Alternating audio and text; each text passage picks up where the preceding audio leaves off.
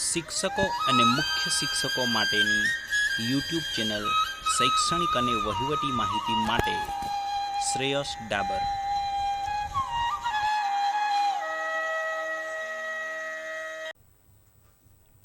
નમસ્કાર મિત્રો, આ વિડીયોમાં આપણે વાત કરીશું મધ્ય એશિયા સાથેના સંપર્ક તથા પરિણામો.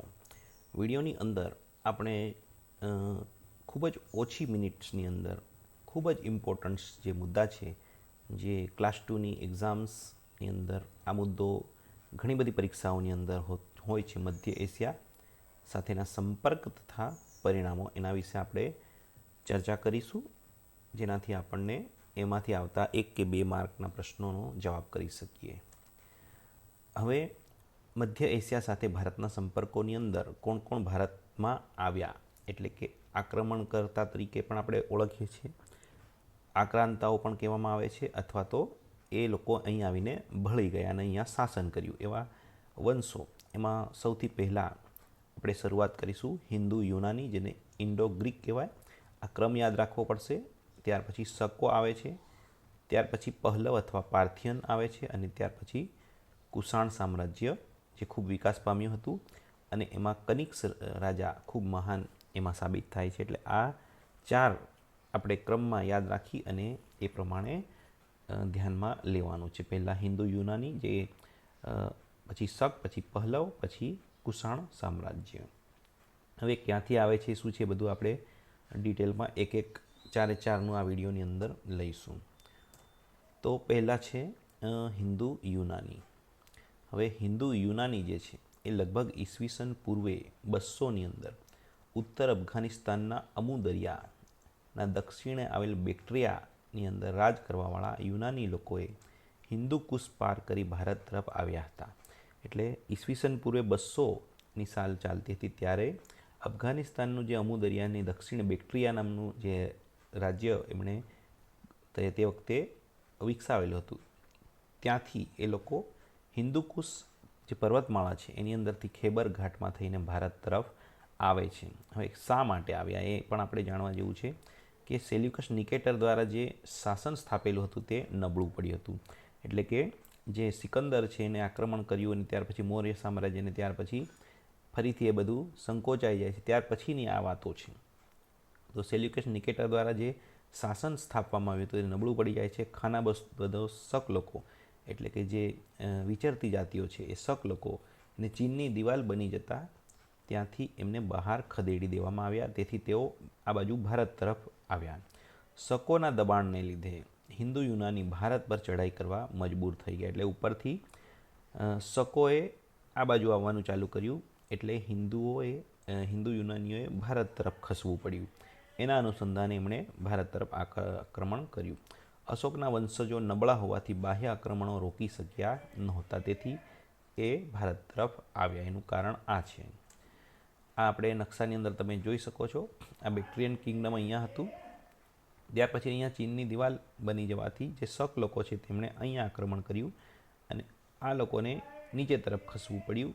એમ કરતાં કરતાં ઇન્ડો ગ્રીક કિંગડમ છે, આ એલેક્ઝાન્ડ્રિયા અને એ જે છે એ જેમણે સિકંદરે વસાવેલા શહેરો છે, એટલે એમને નીચે તરફ ખસવું પડ્યું. એમ આપણે અહીંયા સમજીશું. અહીંયા આગળ આપણે ઇન્ડો ગ્રીકનું જે કિંગડમ છે પણ જોઈ શકીએ છીએ. ભારત પર હિન્દુ યુનાની દ્વારા પશ્ચિમોત્તર ભારતના વિશાળ ક્ષેત્ર પર સિકંદરના જીતેલા પ્રદેશથી પણ વધુ વિસ્તારમાં કબજો કરી લેવામાં આવ્યો. કદાચ અયોધ્યા, પાટલીપુત્ર સુધી એવી વાત છે, પણ એ વધારે પડતી લાગે છે, એટલે આપણે એટલે સુધી જોઈએ. ત્યાર પછી ખૂબ જ મહત્ત્વનું મિનેન્ડર, ઈસવીસન પૂર્વે 165થી 145ની અંદર જે મહાન રાજા થઈ ગયો હિન્દુ યુનાનીઓની અંદર, એને મિલિંદ તરીકે ભારતમાં ઓળખવામાં આવે છે. એ સૌથી મહાન રાજા હતું. રાજધાની એની પંજાબનું સાકલ હતું, હાલ જે પાકિસ્તાનની અંદર સિયાલકોટ તરીકે ઓળખાય છે. તેણે ગંગા જમનાના દોઆબ ઉપર આક્રમણ કર્યું. દોઆબ એટલે કે 2 નદીઓ જે વહે છે, ગંગા અને જમના, એની વચ્ચેની જે જગ્યા છે એને દોઆબ કહેવામાં આવે છે. આબ એટલે નદી અને દો એટલે 2. નાગસેન, નાગાર્જુન એ તેને બૌદ્ધ ધર્મની દીક્ષા આપી. હવે આ ખૂબ મહત્ત્વની બાબત છે. નાગાર્જુન જે બૌદ્ધ ધર્મનો મહાન એ હતા, એને બૌદ્ધ ધર્મની શિક્ષા આપી મિનેન્ડરને. તેણે બૌદ્ધ ધર્મ શા માટે અંગીકાર કરવું એવા બાબતના નાગસેનને ઘણા બધા પ્રશ્નો પૂછ્યા, જે મિલિંદના પન્હો અથવા તો મિલિંદના પ્રશ્નો તરીકે ઇતિહાસમાં જાણીતી છે. આ આખી પુસ્તક પછી બહાર પાડવામાં આવ્યું. આ ખૂબ જ ઇમ્પોર્ટન્ટ છે, મિલિંદના પન્હો. અહીંયા તમે જોઈ શકો છો, આ મિનેન્ડર છે અને આ નાગાર્જુન. અહીંયા પણ એક બીજો ફોટો છે, મિનેન્ડર અને નાગાર્જુન. એને પ્રશ્નોત્તરી થાય છે અને એના જવાબો આપે છે સભાની અંદર, અને પછી એ બૌદ્ધ ધર્મ અંગીકાર કરી લે છે. અહીંયા એના સિક્કાઓ પણ તમે જોઈ શકો છો. હિન્દુ યુનાની અંદર ભારતમાં યુનાની શાસકોએ ભારે સંખ્યામાં સિક્કા બહાર પાડ્યા, જે ભારતમાં સર્વપ્રથમ વખત હતું. સિક્કાઓ પરથી સ્પષ્ટ જાણી શકાય છે કે કયા રાજાના સિક્કા છે. સૌથી પહેલાં સોનાના સિક્કા બહાર પાડનારા હિન્દુ યુનાનીઓ હતા. સિક્કાઓ પર રાજાઓની આકૃતિ અને સમય લખેલો જોવા મળે, તેથી આજે સમયગાળો આપણે સ્પષ્ટ સમજી શકીએ. આ પહેલાં આહત એટલે કે પંચકર્મ સિક્કા હતા, જેમાં મયુર એટલે મોર, પર્વત, અર્ધચંદ્રાકાર વગેરે સિક્કાઓ હતા, જે વેપારીઓ દ્વારા બહાર પાડવામાં આવતા. હવે અહીં આગળ શાસકો દ્વારા સૌપ્રથમ બહાર પાડવામાં આવ્યા હતા. આ તમે સિક્કાઓ જોઈ શકો છો, એની ઉપર શાસકો અને એની જે સમયગાળો પણ ચિહ્નિત કરેલો હોય છે, જેથી આપણને ઇતિહાસ સમજવામાં સરળતા થાય છે. હિન્દુ યુનાની અંદર આ લોકો દ્વારા ભારતના ઉત્તર પશ્ચિમ ભાગમાં હેલેનિસ્ટિક આર્ટ, આ ખૂબ જ ઇમ્પોર્ટન્ટ, હેલેનિસ્ટિક આર્ટ, જે ભારતની ગાંધાર કળા પણ એનાથી પ્રભાવિત થઈને એ બે મિક્સ થઈને ગાંધાર કળા તરીકે જાણીતી થઈ. હવે આજે હેલેનિસ્ટિક પિરિયડ એટલે કે એલેક્ઝાન્ડર સિકંદરના ડેથ પછીનો પિરિયડ છે. એની અંદર cultural philosophical exchange between Greek and eastern culture, એટલે કે ગ્રીકો અને આ બાજુના લોકો સાથેનું જે આપ લે થઈ કલ્ચરની, એમાં હેલેનિસ્ટિક આર્ટ એ જાણીતી છે. એમાં રિયલિઝમ, ઇમોશનલ એક્સપ્રેશન અને ડાયનેમિક મૂવમેન્ટ માટે જાણીતી છે. ત્યારબાદ આ ગાંધાર કળા દ્વારા કુષાણ સમયમાં મહાત્મા બુદ્ધની મોટી મોટી મૂર્તિઓ પણ બનાવવામાં આવી હતી. આપણે પછી જોઈશું. અહીંયા તમે આ હેલેનિસ્ટિક આર્ટ જોઈ શકો છો. આ રીતે એમાં ખૂબ જ ભાવનાત્મક આ રીતની કળા કરવામાં આવેલી હોય છે. ત્યાર પછી હિન્દુ યુનાની પછી શક લોકો આવે છે. આ લોકો યુનાનીઓ પછી ભારતમાં આવ્યા અને યુનાનીઓ કરતાં વધુ વિસ્તાર પર એમણે કબજો જમાવ્યો. શકોની 5 શાખા હતી, ખૂબ ઇમ્પોર્ટન્ટ. એમાં એક અફઘાનિસ્તાનમાં રહી, બીજી પંજાબમાં, જેની રાજધાની તક્ષશિલા હતી, ત્રીજી શાખા મથુરામાં, જેમણે 200 જેટલા વર્ષો સુધી શાસન કર્યું હતું, ચોથી પશ્ચિમ ભારતની અંદર 4થી સદી સુધી એમનું શાસન ખૂબ ચાલ્યું, જેમાં બીજે બધે આ બધી જગ્યાએ બીજા શાસકો આવી ગયા, પરંતુ પશ્ચિમ ભારતની અંદર 4થી સદી સુધી આ શક લોકોનું શાસન ચાલતું હતું. અને પાંચમી શાખા ઉત્તરી ડેક્કન પર સ્થાયી થઈ ગઈ હતી.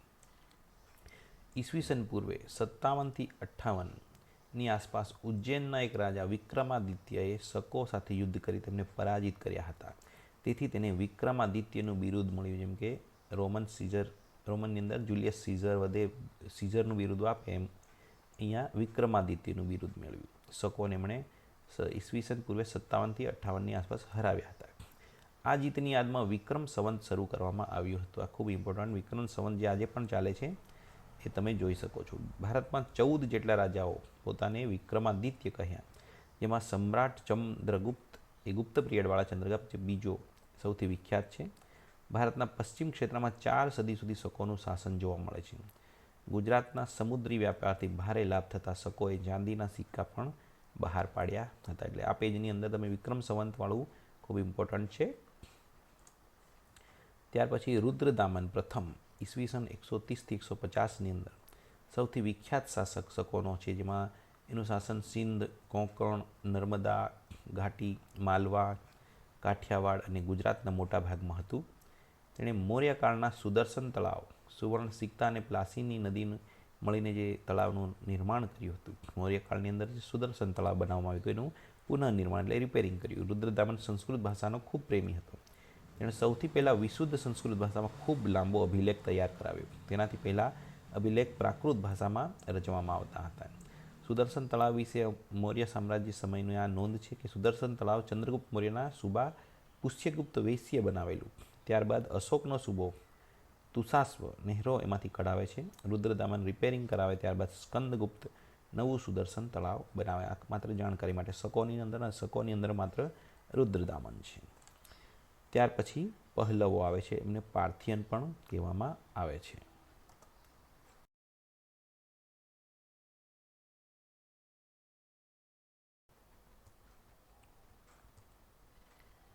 એમને પાર્થિયન પણ કહેવામાં આવે છે. તો પશ્ચિમોત્તર ભારતમાં શકો પછી પાર્થિયનોનું શાસન આવ્યું હતું. ઇન્ડો પાર્થિયન, એ જ પહલવ, એ જ પાર્થિયન, ત્રણ એના નામો છે. અનેક સંસ્કૃત ગ્રંથોમાં શક પહલવ એવો ઉલ્લેખ જોવા મળે છે. તેથી કહી શકાય કે બંને ટૂંક સમય માટે સમાનાંતર શાસન કરતા રહ્યા હતા. ઈસવીસનની પહેલી સદીમાં પશ્ચિમોત્તર ભારતમાં અમુક વિસ્તારમાં જ શાસન તેઓ કરે છે. સૌથી પ્રસિદ્ધ તેમનો રાજા હતો ગોંડોફર્નિસ, જેના સમયમાં ખ્રિસ્તી ધર્મનો પ્રચાર કરવા માટે સેન્ટ થોમસ ભારતમાં આવ્યા હતા. આ ખૂબ ઇમ્પોર્ટન્ટ પ્રશ્ન છે. પાર્થિયનો પણ ભારતીય રાજતંત્ર અને સમાજના અભિન્ન અંગ બની ગયા હતા. હવે ઇમ્પોર્ટન્ટ છે કુષાણ, ખૂબ મહત્ત્વનું. ચોથું, પાર્થિયન પછી કુષાણ આવ્યા, જે યુચી અથવા તોખરી કહેવામાં આવતા. યુચી કબીલો 5 કુળમાં વહેંચાયેલો હતો, જેમાં એક કુષાણ હતા. ઉત્તર મધ્ય એશિયાના ખાનાબદોશ એટલે વિચરતી જાતિના લોકો જે ચીન પાસેના ઉત્તર મધ્ય એશિયાના લીલા મેદાનોમાં રહેતા હતા, તેઓ કુષાણ લોકો હતા. તેઓએ પહેલી બેક્ટ્રિયા અને ઉત્તરી અફઘાનિસ્તાનમાંથી શકોને પરાજિત કરીને ભગાવ્યા. ત્યારબાદ કાબુલ ઘાટી તરફ આગળ વધી હિન્દુકુશ પાર કરીને ગાંધાર પર એમણે કબજો કરી લીધો અને ત્યારબાદ યુનાની અને પાર્થિયનોને હરાવી સત્તા જમાવી લીધી હતી. કુષાણની આ રીતની એમની કામગીરી છે. આ એમનું સામ્રાજ્ય તમે જોઈ શકો છો. અહીંથી ખૂબ જ મોટા વિસ્તારમાં અફઘાનિસ્તાન, પાકિસ્તાનથી લઈને ભારતના પણ ઉત્તરના ભાગો સુધી એમણે વિસ્તાર કરેલો દેખી શકીએ છીએ આપણે.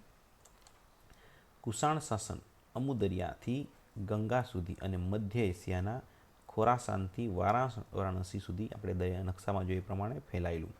કુષાણોએ મધ્ય એશિયાનો મોટો ભાગ, ઈરાનનો મોટો ભાગ, અફઘાનિસ્તાનનો અમુક ભાગ, લગભગ પૂર્વ પાકિસ્તાન અને ઉત્તર ભારતને પોતાના શાસન હેઠળ આવરી લીધું હતું.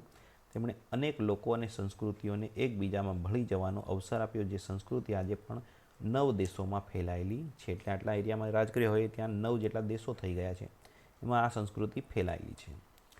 કુષાણમાં 2 રાજવંશ હતા યાદ રાખવાના, કેડફસીસ અને કનિષ્ક.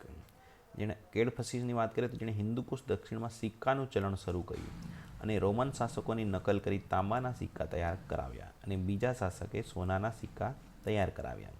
કનિષ્કની વાત કરીએ, તેણે ઉત્તરી ભારત અને નીચલી સિંધુ ઘાટીમાં પ્રભુત્વ જમાવ્યું હતું. કનિષ્ક એમાં સૌથી મહાન રાજા ગણવામાં આવે છે. કુષાણમાં આરંભિક કુષાણ રાજાઓએ મોટી સંખ્યામાં સોનાના સિક્કા બહાર પાડ્યા, જે ધાતુ શુદ્ધતામાં ગુપ્તા પીરિયડની સુવર્ણ મુદ્રાઓથી ઉત્કૃષ્ટ હતા. એટલે સૌથી ઉત્કૃષ્ટ સોનાના સિક્કા શુદ્ધતાની અંદર જોઈએ તો કુષાણ લોકોએ બહાર પાડેલા હતા. તેમના અભિલેખ પશ્ચિમોત્તર ભારત, સિંધુ, મથુરા, શ્રાવસ્તી, કોસાંબી અને વારાણસી સુધી જોવા મળે છે. ગંગા યમુનાના દોઆબથી પણ આગળ વધી મધ્ય ગંગાના મેદાનો સુધી તેમનો શાસન વિસ્તરેલું જોવા મળે છે.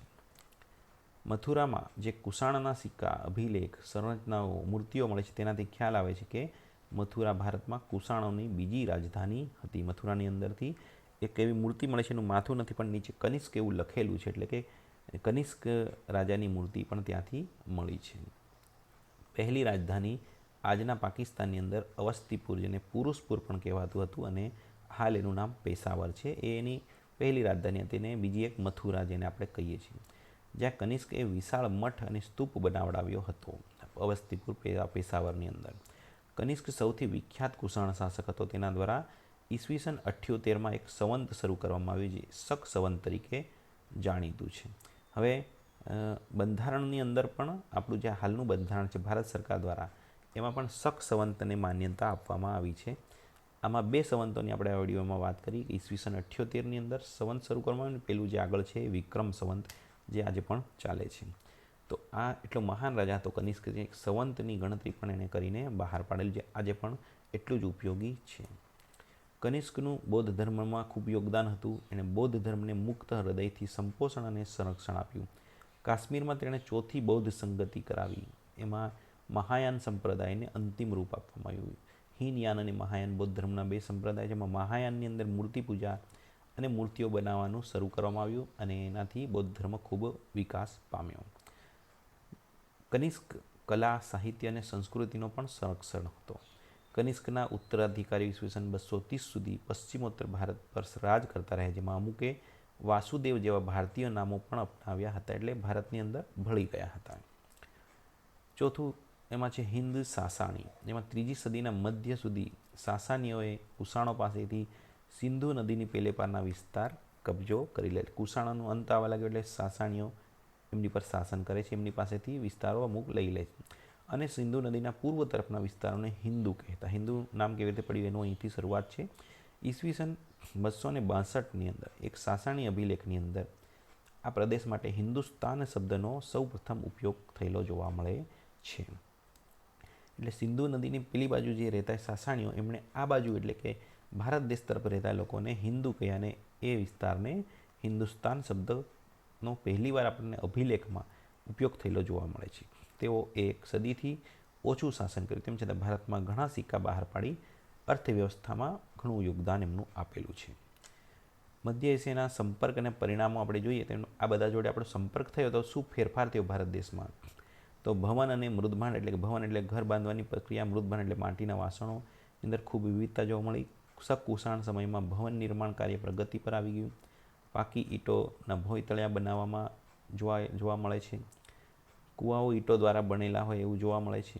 કુષાણ સમયનું ખાસ મૃદભાંડ લાલ વાસણ છે, જે સાદું તથા પોલિશદાર અને બનાવટમાં મધ્યમથી ઉત્તમ. હાલમાં પણ આપણા ઘરમાં માટલા હોય છે જે લાલ કલરના અને એકદમ લીસા એ રીતના કુષાણ સમયથી આ મૃદભાંડ બનાવવાનું શરૂ થયું. આકળા મધ્ય એશિયામાં જાણીતી ફરગન જેવા કુષાણ સાંસ્કૃતિક ક્ષેત્રમાં પણ જાણીતી હતી. Thank you for watching. આવા શૈક્ષણિક વિડીયો જોવા માટે આપણી ચેનલ સબસ્ક્રાઈબ કરો. મધ્ય એશિયા સંપર્કો અને પરિણામ આપણે આ વિડીયોમાં જોયા, જેમાં આપણે 4 મુખ્ય આપણી ભારત દેશમાં આવેલા લોકોનો આપણે અભ્યાસ કર્યો ટૂંકમાં, જેનો આપણે યાદ રાખીશું અને એનાથી આપણને જે કંઈ 1-2 માર્કનું જીપીએસસી પરીક્ષાઓમાં પૂછાતું હોય છે, હિન્દુ યુનાની, શક, પહલવ, કુષાણ અને છેલ્લે સાસાનીઓનું પણ આપણે આ વિડીયોમાં વાત કરી લીધી છે. Thank you very much. અહીં આપણે વિડીયો પૂર્ણ કરીશું.